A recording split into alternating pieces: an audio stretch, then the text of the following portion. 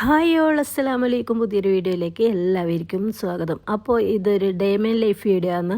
പിന്നെ അതിൻ്റെ കൂടെ നമ്മുടെ പരിപ്പ് വിരടൻ്റെ റെസിപ്പിയും കൂടി കാണിക്കാമെന്ന് വിചാരിച്ച്. അപ്പോൾ ഇതാ ഞാൻ രാവിലെ തന്നെ ഉറങ്ങേണീറ്റ് വരുമ്പോൾക്ക് ഇവിടെ തകൃതിയായിട്ട് പണി നടക്കുന്നുണ്ട്. പിന്നെ ഈത്തപ്പഴം പാക്കിംഗ് ആണ് നടക്കുന്നത്. ഉപ്പാൻ്റെ വക എല്ലാവർക്കും റംസാനിൽ എല്ലാ വർഷവും കൊടുക്കാറുണ്ട്. അപ്പോൾ അതിനായിട്ട് ഇതാ കുറേ ഈത്തപ്പഴം പെട്ടി കൊണ്ടുവന്നിട്ട് അതിനൊക്കെ ഉപ്പ ഓരോരുത്തർക്കും വീതിച്ച് വെക്കുന്നുണ്ട്. അങ്ങനെ അതൊക്കെ ഇതാ ഇവിടെ പാക്കിങ് നടക്കുന്നുണ്ട്. ഫുള്ള് പാക്കാക്കിയിട്ട് ഇങ്ങനെ വെച്ചിട്ടുണ്ട്. ഇതുപോലെ ഓരോരോ കാരക്കയും ഈത്തപ്പഴം ഉണ്ട്. അല്ലെങ്കിൽ എപ്പോഴും ഈത്തപ്പഴം മാത്രം ഉണ്ടാവില്ല. ഇപ്രാവശ്യം കുറച്ച് കാരക്കയും കൂടെ അതിൽ വെക്കുന്നുണ്ട്.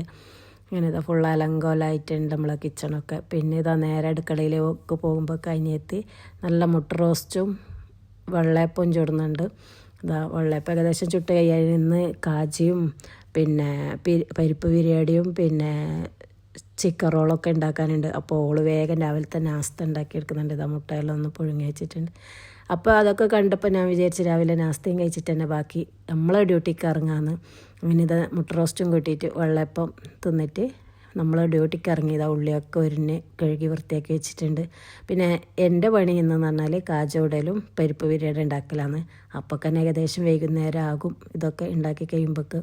അങ്ങനെ ഇതാ കുറച്ച് മിൽമ നെയ്യ് ഒരു സ്പൂൺ ഒഴിച്ച് കൊടുത്തിട്ടുണ്ട്. പിന്നെ അതിലേക്ക് കുറച്ച് ഉള്ളി ചെറുങ്ങനെ മുറിച്ചിട്ടൊരു പകുതി ഉള്ളിയാണ് അതിലേക്ക് ഇട്ടത്. അതൊന്ന് നല്ലോണം മൂത്ത് വരുമ്പോൾ അതിലേക്ക് തേങ്ങ ഇട്ട് കൊടുത്ത് തേങ്ങയും ഒരു 3 തേങ്ങ എടുത്തിട്ടുണ്ട്.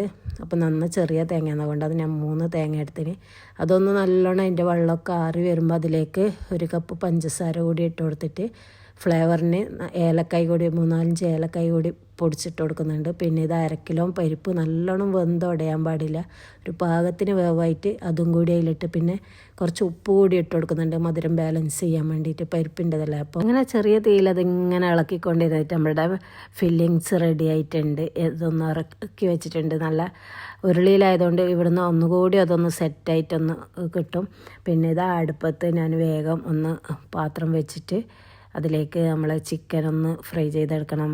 ചിക്കൻ റോളിനില്ലേ അത് വേഗം അവിടെ തന്നെ ഫ്രൈ ചെയ്യാൻ വേണ്ടി വെക്കുന്നുണ്ട്. അതൊക്കെ എണ്ണയിലേക്കൊന്ന് ഇട്ട് വെക്കുന്നത്. പിന്നെ ഇതാ ഉള്ളിയൊക്കെ വേഗം ഒന്ന് അരിഞ്ഞെടുക്കുന്നുണ്ട്. പിന്നെ ഇതാ ഇവിടെയൊക്കെ ക്ലീൻ ചെയ്യണം, എന്നാലേ നമ്മുടെ പരിപ്പ് ബിരിയാണി ഉണ്ടാക്കാൻ വേണ്ടിയിട്ട് പറ്റുമോ. അങ്ങനെ ഇതാ വേഗം ഒന്ന് അവിടെയൊക്കെ ക്ലീൻ ചെയ്തെടുക്കുന്നുണ്ട്.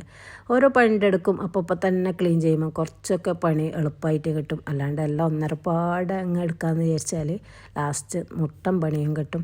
അങ്ങനെ അതൊക്കെ ക്ലീൻ ചെയ്തിട്ടുണ്ട്. പിന്നെ അതിനെല്ലാം മാവ് കുഴച്ചെടുത്ത് നമ്മളെ സാധാ പരിപ്പ് തേങ്ങൻ്റെ ബിരിയാണിയില്ലേ അതുണ്ടാക്കും പോലെ തന്നെയാണ് അതിൻ്റെ മാവ് കുഴച്ചെടുത്തത്. പിന്നെ അതെല്ലാം ഒന്ന് വേഗം പരത്തിയെടുത്ത് പിന്നെ അത് ഉണ്ടാക്കാൻ നോക്കിയെന്ന്. അപ്പോൾ എന്നും പറയുന്നത് പോലെ എൻ്റെ വീഡിയോ ആദ്യമായി കാണുന്നവരാണെങ്കിൽ ലൈക്ക് ചെയ്യുക, ഷെയർ ചെയ്യുക, സബ്സ്ക്രൈബ് ചെയ്യുക. പിന്നെ ഇത് ഓരോരുത്തരും ഓരോ വലുപ്പത്തിലായിരിക്കും ഉണ്ടാക്കൽ. നമ്മൾ കസ്റ്റമർ പറയുന്ന വലുപ്പത്തിലായിരിക്കും നമ്മൾ ഉണ്ടാക്കി കൊടുക്കുന്നത്. അപ്പോൾ അവർ നല്ലോണം ചെറിയ പിരിയട വേണമെന്ന് പറഞ്ഞിട്ടുണ്ട്. പിന്നെ കൈകൊണ്ട് പിരിയിടാനും പാടില്ല എന്ന് പറഞ്ഞ് അച്ചിൽ പിരിയിട്ടിട്ട് കൊടുക്കണം എന്ന് പറഞ്ഞു. അപ്പോൾ എനിക്ക് ഇഷ്ടമല്ല കേട്ടോ ഈ അച്ചിൽ പിരിയിടുന്നത്. കാരണം എന്ന് വെച്ചാൽ കുറേ ടൈം എടുക്കുകയും ചെയ്യും. എനിക്ക് എളുപ്പം സാധാ എൻ്റെ കൈ കൊണ്ട് പിരിയിട്ട് കൊടുക്കുന്നതാണ് എനിക്ക് എളുപ്പം. ഇതാകുമ്പം ഇതുപോലെ ഇങ്ങനെ വെച്ചിട്ട് അതിന് ശേഷം പിന്നെയും വേസ്റ്റായിട്ട് നമ്മുടെ മാവ് ഇങ്ങനെ കിട്ടും. പിന്നെയും അത് കുറേ പ്രാവശ്യം പരത്തിക്കൊണ്ട് നിൽക്കണം. വേഗമൊന്നും കഴിയാത്ത പോലെ തോന്നും. മറ്റേ കൈ കൊണ്ട് ഇടുമ്പോൾ എനിക്ക് എളുപ്പമായി വേഗം റെഡിയാക്കാൻ വേണ്ടി പറ്റുന്നുണ്ട്. അങ്ങനെ ഇതൊക്കെ റെഡിയാക്കി കൊണ്ടിരിക്കുന്നുണ്ട്. ഇനി ഒന്ന് നല്ല പോലെ ആറിക്കിട്ടണം ഇത്. അപ്പോൾ അതൊക്കെ അവിടെ ആറാൻ വേണ്ടിയിട്ട് വെച്ചിട്ടുണ്ട്. പിന്നെ അതിൻ്റെ പണീൻ്റെ ഇടയിൽ എനിക്ക് നല്ലോണം ഒന്ന് ദാഹിച്ചു. അപ്പോൾ എന്താക്കി നല്ലൊരു ഷെയ്ക്ക് ഉണ്ടാക്കി കുടിക്കാമെന്ന് വിചാരിച്ചിട്ട് കുറച്ച് ചോക്ലേറ്റും പഴവും ഐസ് ക്യൂബും പാലും ഒക്കെ ഇട്ടിട്ട് നല്ലൊരു ഷെയ്ക്ക് അടിച്ചിട്ട് അതും അതിൻ്റെ ഇടയ്ക്ക് കുടിച്ച് പണിയല്ലതാ അവിടെ കിടക്കുന്നത് കാണുന്നില്ലേ. അതിൻ്റെ ഇടയിൽ ഒരു ജ്യൂസും കുടിച്ച് പിന്നെ മാവ് ഇങ്ങനെ വീണ്ടും കുഴക്കുക, വീണ്ടും പരത്തുക, വീണ്ടും കുഴക്കുക, വീണ്ടും പരത്തുക. അങ്ങനെ അത് തീരുന്നത് വരെ അത് ചെയ്തുകൊണ്ടിരിക്കണമല്ലോ. അപ്പം അതിൻ്റെ ഫില്ലിങ്സ് തീരുന്നവരെ ഇങ്ങനെ പരത്തിക്കൊണ്ടിരിക്കും. അങ്ങനെ അതൊക്കെ വീണ്ടും പരത്തിയെടുക്കും. പിന്നെ അത് ഒന്ന് ആറാൻ വേണ്ടി വെച്ചിട്ട് നമ്മുടെ കാജ ഉണ്ടെന്ന് പറഞ്ഞല്ലോ. അപ്പോൾ കാജക്കും ഞാൻ അതുപോലെ കുഴച്ചെടുത്തിട്ടുണ്ട്. അപ്പോൾ കാജൻ്റെ റെസിപ്പി വീഡിയോ ഞാൻ ഇട്ടിട്ടുണ്ട് ഷോർട്സ് ആയിട്ട്. കാണാത്തവരൊന്ന് പോയി കാണാം, ഉണ്ടാക്കി നോക്കുക, ഫീഡ്ബാക്ക് അറിയിക്കുക. പിന്നെ കുറേ 1-2 പേര് അതിൻ്റെ അടിയിൽ കമൻ്റ് ഇട്ടിന് കാജ ഉണ്ടാക്കിയിട്ട് ശരിയായിട്ടില്ല എന്ന്. കാജ ഉണ്ടാക്കിയാൽ ഇതുപോലെ ഉണ്ടാക്കിയാൽ എന്തായാലും ശരിയാകണം. നമ്മുടെ ക്രിസ്പിയൊക്കെ ഉണ്ടാകുന്നതാണ്, അതുകൊണ്ടല്ലേ എല്ലാവരും വാങ്ങുന്നത്. ഇല്ലെങ്കിൽ ആരും വാങ്ങൂലല്ലോ. പിന്നെയെന്ന് വെച്ചാൽ ഞാനും ഒരുപാട് തവണ ഉണ്ടാക്കി നോക്കിയിട്ട് അങ്ങനെ ഒരു 10 പ്രാവശ്യമൊക്കെ ഉണ്ടാക്കി നോക്കിയിട്ടുണ്ടാവും. എത്ര ഫ്ലോപ്പായാലും അതിനെ ഞാൻ ചെയ്യാതിരിക്കില്ല. വീണ്ടും ചെറുപ്പത്തിലേ അങ്ങനെ തന്നെയാണ്. അങ്ങനെ ചെയ്ത് നോക്കി അങ്ങനെയാണ് ഓരോ സാധനവും ഞാൻ പഠിച്ചത്. വീട്ടിൽ ഉമ്മ ഇല്ലാത്ത സമയത്തൊക്കെ ഇങ്ങനെ ഓരോന്ന് ഉണ്ടാക്കും. ഉമ്മ ഉണ്ടായ ചീത്ത അറിയില്ല. അപ്പോൾ ഉമ്മ എവിടെയെങ്കിലും പോകുന്നുണ്ടോ നോക്കിയിട്ടായിരിക്കും ഞാൻ ഓരോ റെസിപ്പിയും പരീക്ഷിക്കൽ.